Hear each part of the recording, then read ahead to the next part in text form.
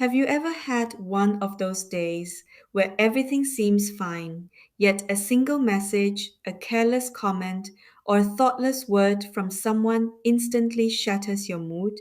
You lie awake at night, your mind replaying those moments, heart racing, unable to find rest. In our modern lives, the biggest threat to our happiness is no longer financial hardship or external failure.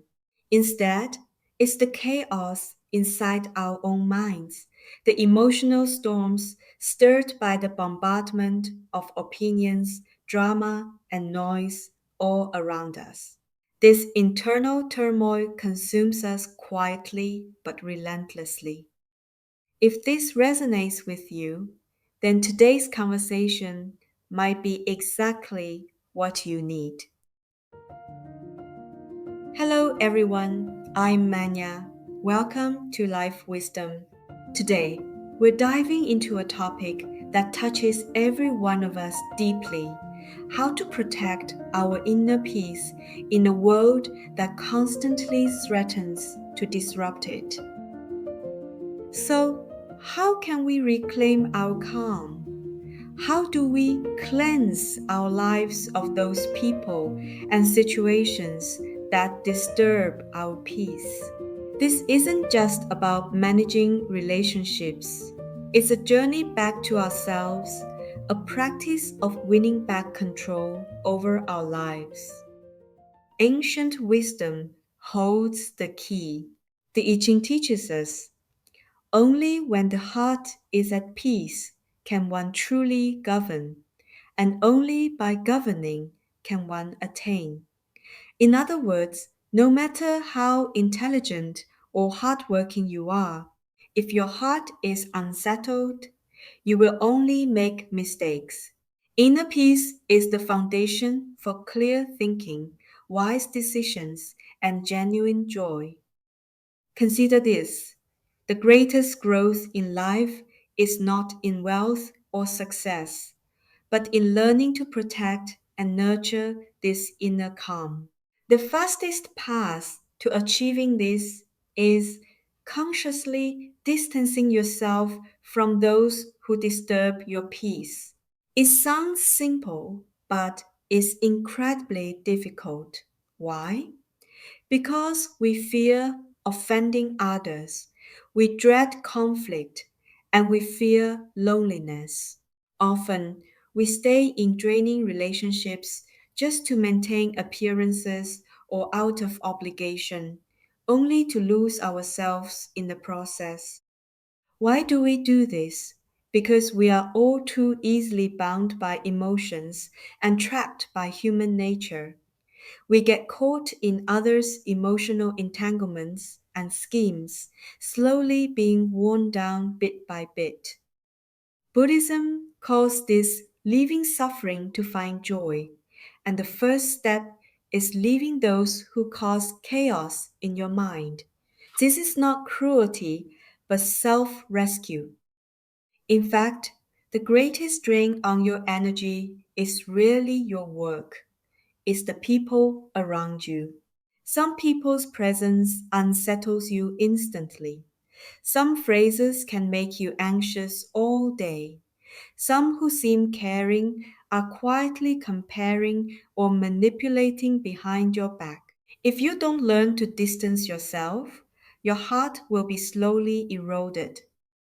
This is not coldness or selfishness, it's self respect. You may notice that when some people enter your space, your body relaxes naturally. Yet with others, the moment they speak, you feel tense all over. This is your inner navigation system signaling to you, listen to it. Let me share a story. John, a smart and kind professional I coached, had a colleague who frequently criticized him in meetings, saying things like, "You're too easygoing, that's why you won't be promoted."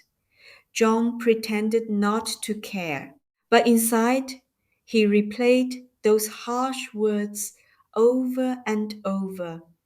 losing sleep over them. I asked him, are you fighting that person or are you battling your own emotions? This question was a turning point. From then on, John stopped arguing or responding and quietly created distance. He focused entirely on his work and achievements, refusing to give that colleague's words any mental space. Months later, that colleague's voice no longer mattered to him. John said with a smile, I'm not being antisocial. I just woke up. Truly mature people never let others disturb their peace. Relationships are energy exchanges. When someone is near you and you feel at ease, your energy frequencies match. When someone's words make you uneasy, your frequencies clash. Buddhism teaches the concept of shared karma. Prolonged exposure to negative energy pulls you into the same frequency, worsening your mood, luck, and clarity. Let me share another perspective through the story of Kate, a woman I once helped. Her partner constantly mocked her, and she lived cautiously every day. Over time, she developed anxiety, insomnia, and nervous disorders. One day, tearfully, she asked me, I feel like a deserter. If I stop trying to fix this relationship and start focusing on myself, will I be selfish? I replied, actually, no. If you don't care for yourself, how can you have the energy to love others? This insight awakened her. She realized that her long term self sacrifice was a subtle form of neglecting her own worth. She began dedicating time daily for solitude, walks, and meditation, ceasing the emotional labor of pleasing her partner, and instead investing her energy in healing herself. The Tao Te Ching says, without caring for yourself, others cannot thrive. Healthy relationships nourish both sides. They don't drain your energy like a straw, sucking away your breath, your fortune, and your vitality. Distancing yourself from such people is not abandonment, it's self preservation. Many people know a relationship is harmful, but cling to hope.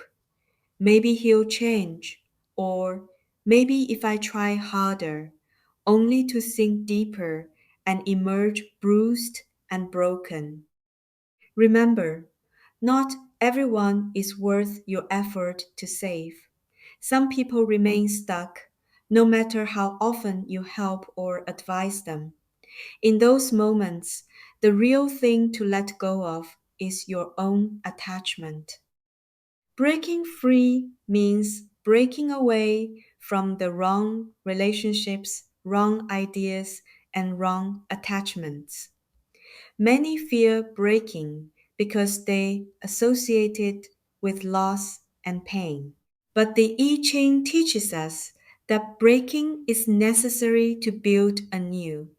Like winter's cold prepares the way for spring's vitality. Consider David, who worked diligently in the same company for 20 years before being laid off. Furious, he cursed his boss and fate. I asked him, what if this isn't punishment, but a divine nudge to change direction? He took a breath, stopped demanding explanations, and began exploring new possibilities. Using his severance and industry contacts, he started his own small studio. Today, David is freer and happier than ever. He told me, at first, I thought it was a disaster, but now I see it was the greatest gift I ever received. Letting go feels like loss at first, but every ancient wisdom agrees. You must break before you can stand.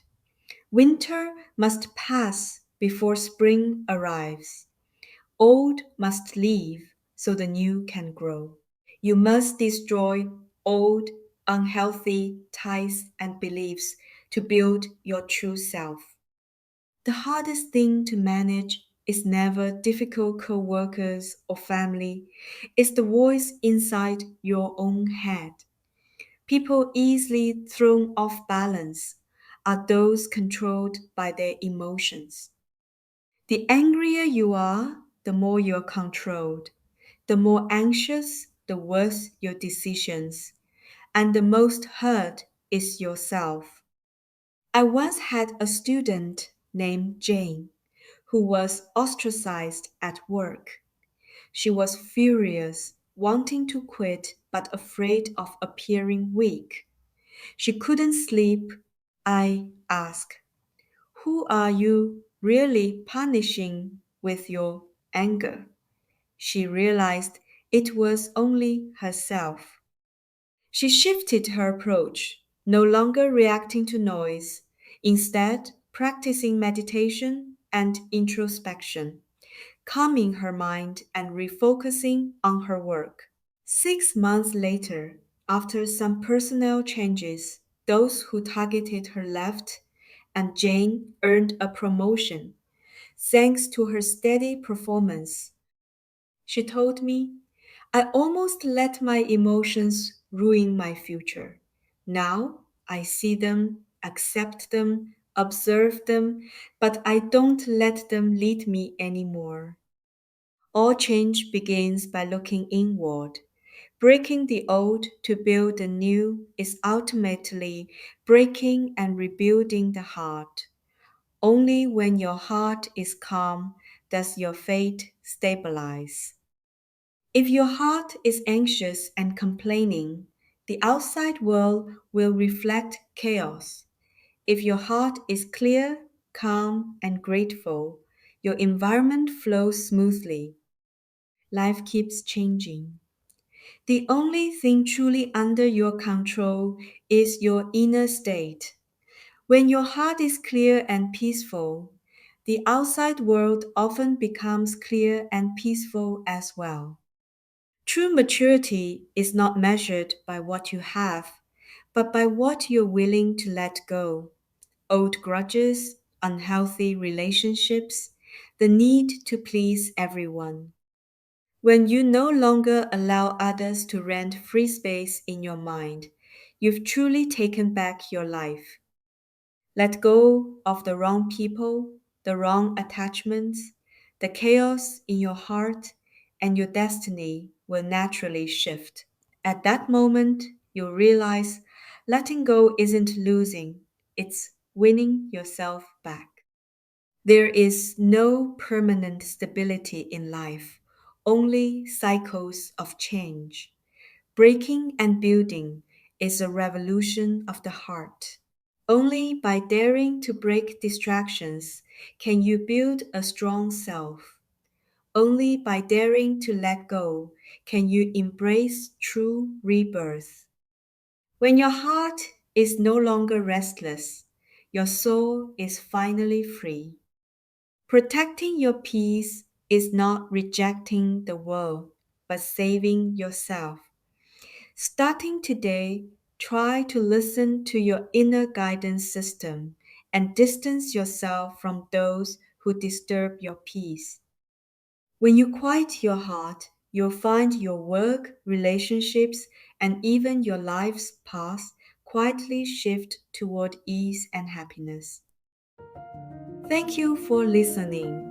If today's content touched you, please subscribe and share your story in the comments. Remember, calm mind is blessing, peace of heart is wisdom. Take good care of your peace.